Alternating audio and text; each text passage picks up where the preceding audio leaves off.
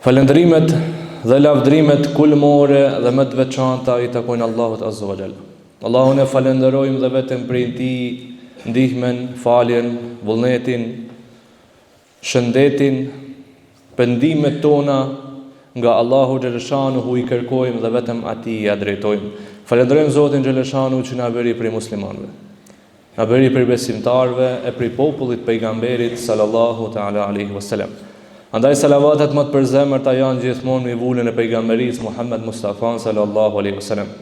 Ai i cili ishte pishtar ndriçuesi rrugëve tona që me veprat e tij, me fjalët e tij, me miratimet e tija, me sjelljet e tija të madhështore që vetëm Allahu Xhaleshanu i ka dhënë për të, ai do të thotë i ndihmoj rrugët tona që ne sot flasim fjalën e Zotit Xhaleshanu dhe të jemi së bashku në këtë ditë. Andaj gjithmonë dërgoni salavat pejgamberit sallallahu alaihi wasallam. Po gjithashtu, familjes e tij të ndershme, shokëve të tij besnik, sinqert që kanë pasur atë, nuk janë nda nga ai asnjë hap. E gjithë për gjithë ato njerëz të cilët me përkushtim e kanë pasuar, e pasojnë dhe janë gjendje ta pasojnë pejgamberin selam deri në momentin kur dalin para Allahut për dhënë llogari. Dashtën, vllazën, paqja, mëshira, rahmeti i Allahut qofshin gjithmonë me ju dhe me familjet e juaja. Gjithmonë ta falenderojmë Zotin Xhaleshanu që na ka mundsuar kaq bukur me përmend Zotin. Ta falenderojmë Zotin Xhaleshanu që na i ka mësuar këto fjalë e që gjuha do të thotë aq shumë kënaqet kur e përmend emrin e Allahu Xhaleshanu, aq shumë kënaqet gjuha jon kur e përmend emrin e pejgamberit sallallahu alaihi wasallam. E padyshim që edhe zemra jon edhe shpirti jon mbushet kur jena të bashkuar, po inshallah don Zoti që jo vetëm ditën e xumës me qenë bashkuar kështu, por çdo ditë ditëve tona. Andaj gjithmonë pejgamberi alayhis salam ka dashur me pas sahabët të bashkut.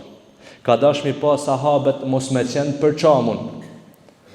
Edhe çdo herë do thotë kur ju ka fol kur ato ishin së bashkut që me kuptu gjithë mesazhin.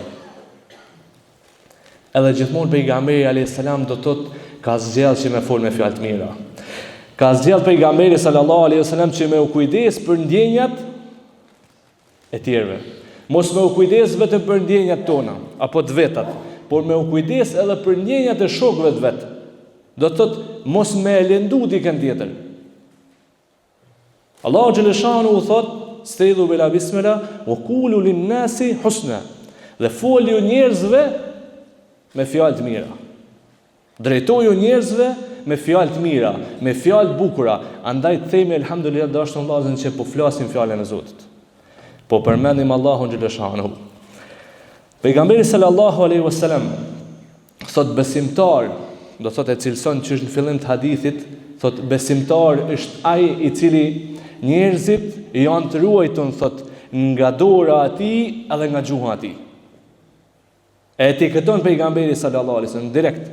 Besimtar thot është ai që në këtë aspekt që kur shkoj në një grup të njerëzve, apo kur të hyjë në dhomën e disa personave, ato persona mos me pas frikë se çfarë do t'ju thot. Ato persona mos me kenë ndrojtun për ti se si ka me vepru ky person. Por me e ditë që ky besimtar dhe ky person është prej atyre të cilët njerëzit janë të ruajtur nga ai. Ky është ai i cili i ruan do thotë përveç ndjenjave të veta, i ruan edhe ndjenjat e tjerëve. Pejgamberi sallallahu alaihi wasallam kur e çliroi Mekën, njëri nga sahabët e tij i pa do të thotë mushrikët, pa besimtarët që kishin met në Mekë. Edhe kur e çliroi ndër një poezi që e ceku tha, sot është dita tha e kasaphanës. Ishte ky komandant i pejgamberit sallallahu alaihi wasallam. Kur ndëgjoi pejgamberi sallallahu alaihi wasallam këtë poezi që ky po e cekte në këtë formë kaq të ulët që ky e ceku, pejgamberi alayhis salam nuk e mbështeti, por e shkarkoi nga detyra e tij. Do të thotë që pejgamberi alayhis salam përveç vështirësive çka ka kaluar në Mekë, pi pa besimtarëve, për atyre të cilën doshin me vra pejgamberin sallallahu alaihi wasallam, kur u rikthyn në Mekë, nuk shfrytëzoi nga rasti me i lëndu ndjenjat e tyne. Nuk shfrytëzoj nga rasti që t'ju kthej apo të marr hak nga ato. Jo, pejgamberi alayhis salam do të thotë ishte i butë me to. Njëjtën gjë e ka bërë Jusufi alayhis salam. Njëjtën gjë. Do të thotë vëllezërit e tij ishin ato të cilët e kanë dëbu Jusufin alayhis salam. Jusufi alayhis salam asnjëherë nuk mori hak. Asnjëherë nuk mori hak nga to. I kemi disa arritje të cilat mundën na me arrit dashur vllazën nëse na mundohna që përveç vetes tonë me rujt edhe ndjenjat e tjerëve. Çka ishte ajo? Me qenë larg debateve të cilat ndodhin shpesh në ditët e sotme. Do të thotë na e dina që jena njerëz të cilët askush apo disa nuk mendojnë njëjtë. Do të thotë ka mendime të ndryshme, asnjëri nuk mendon njësoj. Kjo është urtësia e Allahu xhaleshanuhu. Është urtësia e Allahu xhaleshanuhu që do thotë secili nga ne e ka dorën e ndryshme, apo vijat e dorës i ka ndryshme. Do thotë secili prej ne jena i ndryshëm. Po nëse na mundohena me kuptu njëri tjetrin, kena me arrit së bashkut. Sepse askush nuk mundet me pas disa arritje pa pas një krah shumë të fortë apo një krah djathtë për te. Do të thotë askush nuk mundet. Edhe pejgamberi sallallahu alaihi wasallam me ndihmën e Allahu xhaleshanuhu i kishte shokët e tij që i kanë më afër.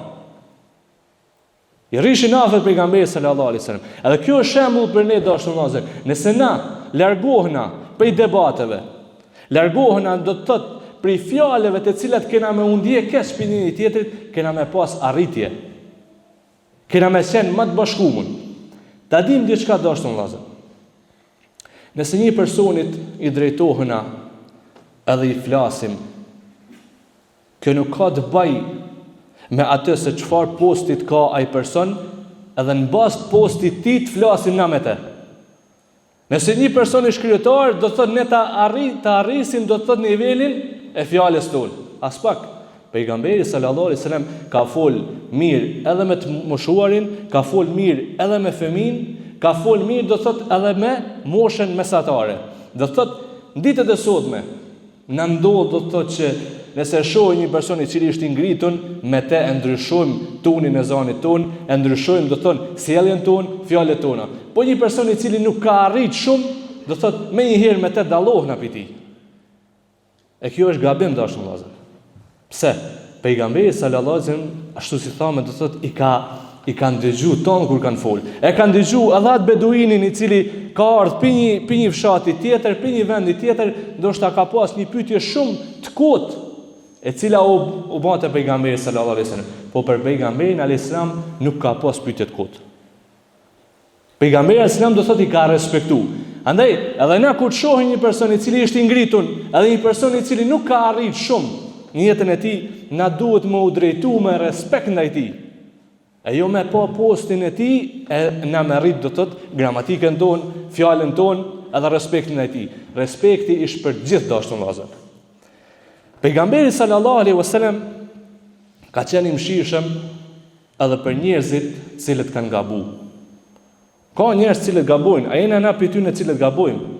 Do thotë ka pas respekt, ka pas mëshirë edhe për ato cilët kanë bërë një gjëna, kanë bërë një gabim, po kanë dashur më kthy. Kur Allahu xhaleshanuhu e pranon pendimin e robit, kush jemi na që mos ta falim njëri tjetrin? Përderisa Allahu xhaleshanuhu e pranon pendimin e një besimtari, një personit,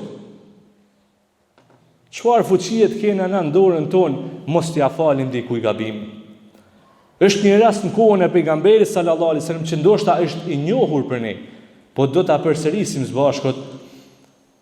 Në kohën e pejgamberit sallallahu alaihi wasallam, përderisa pejgamberi alayhis salam ishte në xhamin e tij, do të thotë i tha sahabëve, personi i cili do të hyjë nder e ka fituar xhenetin. Edhe sahabët çuditën, habiten do të thotë.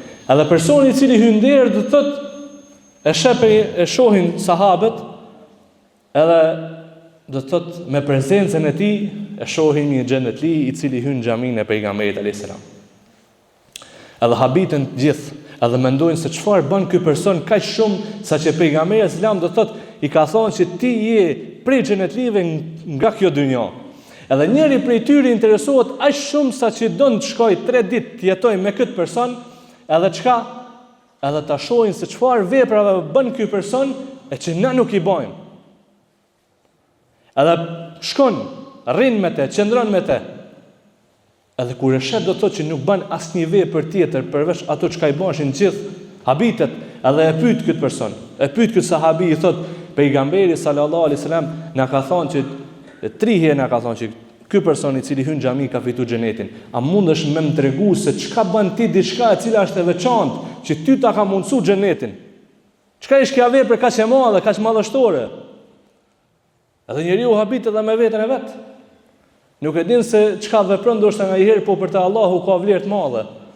Edhe thot, ndoshta nuk kam vepra të mëdha, ndoshta nuk kam vepra të cilat meritojnë xhenetin, po ndoshta një për atyre të cilat kisha me e veçu është që kur përfundon nata, kur kryen ajo ditë, në momenti që shtrihem për të fjet, ja fali çdo gabim atij personi që ka bën ndaj meje. Ja bëj halal çdo personi i cili më ka ofenduar, më ka shajë, sjell keq ndaj meje. Edhe i kërkoj halal, edhe i kërkoj falje çdo personi i cili ka bën keq. E fitoj xhenetin me një vepër. E fitoj xhenetin me një vepër. Sa mundohen na me ja fal njerëzve gabimet që i bojnë ndaj nesh. Apo sa kërkojmë na falje ndaj atyne. A ka ndonjëri prej nesh që nuk gabon, që nuk e theti fjalë, që nuk e don Zoti xhaleshanu, padyshim që s'ka. E pejgamberi sallallahu alaihi wasallam është kujdes dashur vëllazër.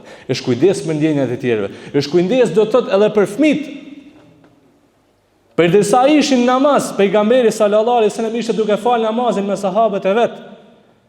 Edhe e zgjat sejdën pejgamberi alayhis salam. E zgjat aq shumë sa që një sahabi u çu nga sejdja e pa do të thotë çka po ndodh. Edhe mbas namazit e pyesin pejgamberin alayhis salam. Pse e zgjat sejdën aq shumë? Tha në krahët e mi ishin nipat e mi, cilat po lushin. Edhe nuk kam deshje atyre t'ju prish lojën e tyre. Kja është madhështore, dashur vëllezër. Kja është shumë e madhe. Sa tash ta pyesim veten tonë, sa sillen na kur e shohim na një fëmijë, nuk ja vënë për të madhe se çka thot ai. Hajde më se ky është fëmijë. Nuk din kë.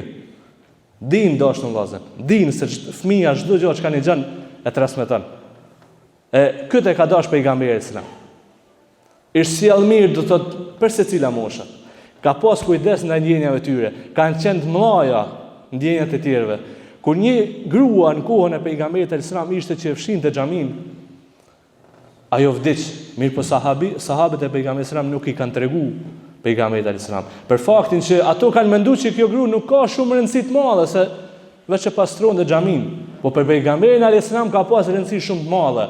Edhe pejgamberi alayhis salam çka e kërkon këtë grua. E gjen vorrin e saj edhe bën dua për të. Do të thotë kishte vlerë për pejgamberin e selam. Veprat e tjerëve, ndjenjat e tjerëve kanë pas vlerë. Nuk është vetë të kalojmë ashtu dashur vëllazër. Ta dim se kujt ja drejtojmë fjalën.